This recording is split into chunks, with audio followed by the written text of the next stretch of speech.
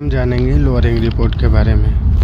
यह lowering report हमारा जल निगम से आया हुआ है हमारे कंपनी में। तो इस रिपोर्ट में क्या क्या इन्फॉर्मेशन दिया जाता है और जल निगम के जेई के द्वारा, वो आज हम इसमें डिस्कस करेंगे। ऊपर से पहले इसमें देख लेते हैं क्या क्या दिया गया है, उसके बाद हम लोअरिंग डिटेल में हम उसका चार्ट देखेंगे, एनालाइज करेंगे।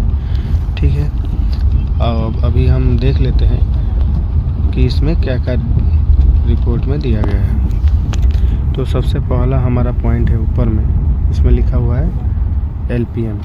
ये होता है डिस्चार्ज Q बराबर 500 एलपीएम। ये इस ग्राम पंचायत का सबमर्सिबल पंप का डिस्चार्ज है कि इतना एलपीएम हमें रिक्वायर्ड है, उसी के हिसाब से हमारा सबमर्सिबल पंप डलेगा इस बोर में। उसके बाद नीचे में दिया गया है साइड, कौन से ग्राम पंचायत का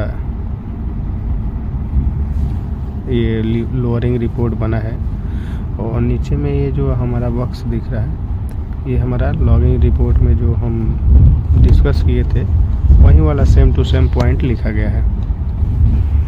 और नीचे की तरफ हमारा इंफॉर्मेशन दिया गया है कि इस बोर को, ये जो हमारा बोर जो हमारा चार्ट बन के आया है, इसमें क्या क्या मटेरियल लगना है उसके बारे में यहाँ पर लिखा गया है। तो देख लेते हैं एक बार। इसमें लिखा गया है 200 बराबर 60 मीटर। तो ये 200 मतलब क्या हुआ, 200 mm का MS पाइप है। ये MS पाइप 200 mm डाया का है, जिसका लेंथ 60 मीटर है। और एक MS पाइप का MS जो पाइप है उसका लेंथ होता है 6 मीटर एक पाइप का। तो 60 मीटर में हमारा 10 पाइप हमारा मंगाना पड़ेगा, इशू कराना पड़ेगा। ठीक है, 60 मीटर के लिए 10 पाइप लाना पड़ेगा। वैसे ही सेम टू सेम यहाँ पे 150 mm का, 150 mm का 191.8 मीटर लिखा हुआ है। तो इसको अप्रॉक्स मान लेते हैं 192। तो इसको डिवाइड कर देंगे 6 से। एक MS पाइप 6 मीटर का होता है, तो ये हमारा 32 पाइप आएगा इसमें। तो 150 का हमें 32 पाइप मंगाना पड़ेगा, 150 mm डाया का प्लेन पाइप। फिर इसमें तीसरा पॉइंट भी लिखा हुआ है 150 mm। तो इसका क्या मतलब है, इसका मतलब है 150 mm का हमें स्लॉटेड पाइप कितना मीटर है, 18 मीटर। मतलब 3 पाइप हमें मंगाना पड़ेगा स्लॉटेड पाइप। ठीक है जी, आगे देखते हैं। इसमें लिखा हुआ है 200 बाई 150 का 0.25, मतलब 200 mm का, 200 mm लेंथ है। तो 200 बाई 150 ये क्या होता है, इसका नाम है रिड्यूसर। ये रिड्यूसर जो 200 और 150 पाइप को कनेक्ट करता है एक दूसरे से। ठीक है, ये 200 mm डायग 200 का लेंथ होता है। ठीक, और टोटल लेंथ ऑफ लोअरिंग है 270 मीटर। अब हम चार्ट पे चलते हैं और उसमें समझते हैं ये क्या इन्फॉर्मेशन देता है और कैसे करते हैं लोअरिंग उसका। तो अभी हम, ये डायग्राम है इसका लोअरिंग का, जो बोरवेल हमारा ड्रिलिंग हुआ है उसमें कहाँ कहाँ स्लॉटेड पाइप डला हुआ है जिससे कि पानी ऊपर की तरफ आएगा। तो कहाँ कहाँ किस पोजीशन पे डला हुआ है, किस पोजीशन पे वाटर लॉगिंग कंटेंट है, उसी पोजीशन पे ये लॉगिंग के हिसाब से ही इसमें स्लॉटेड पाइप को इंसर्ट करके हमारे पास चार्ट आया है। तो इसके बाद एक बार हम देख लेते हैं इसमें क्या क्या इन्फॉर्मेशन है। पहला हम जानते हैं, यहाँ पे लिखा हुआ है 0.5 मीटर। यानी इसका मतलब है अगर ये बेस ग्राउंड लेवल है तो इसके ऊपर हमारा पाइप 500 mm ऊपर आएगा, ग्राउंड लेवल से 500 mm पाइप ऊपर आएगा। और इसको एंड कैप से हम क्लोज कर देंगे पाइप को, इसको बोलते हैं वेल कैप।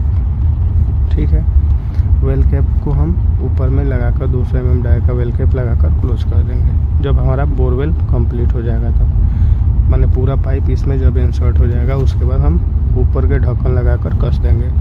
फिर वो कब खोलेंगे, जब कंप्रेसर और OP यूनिट आएगा तब खोलेंगे।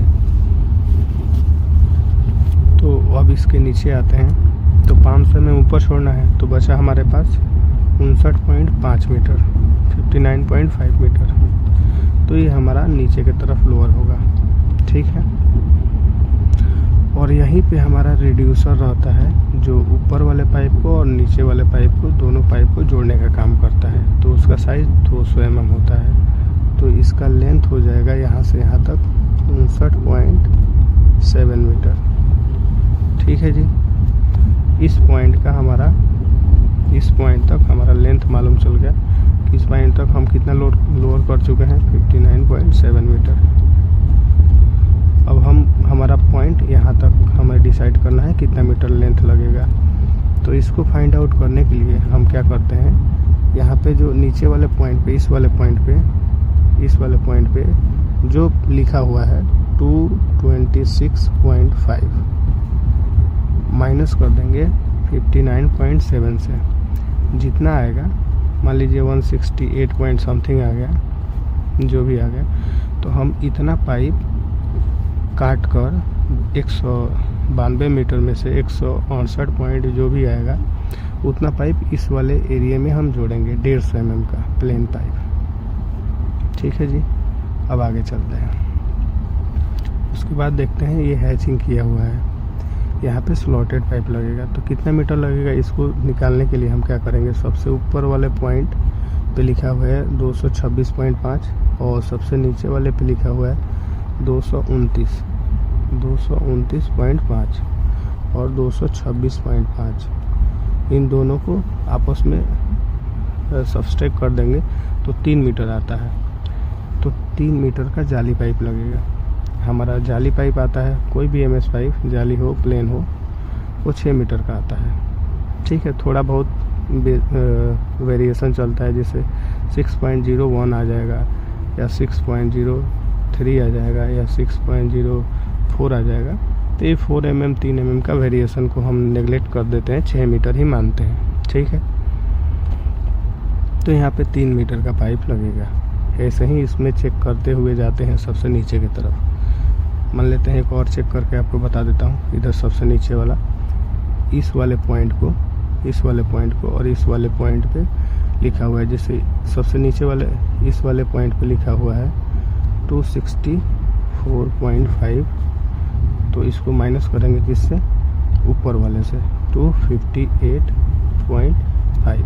तो हमारा ये जो जाली वाला पाइप है इसका मालूम चल जाएगा कितने मीटर का है। तो 58 मतलब 62 मीटर होगा, 60 तो 6 मीटर। तो यहाँ पे जो लोअरिंग होगा स्लॉटेड पाइप वो 6 मीटर का होगा, ठीक है। और सबसे नीचे वाला पॉइंट में देख लेते हैं, तो 264 से 269 आने में 5 मीटर यूज होगा।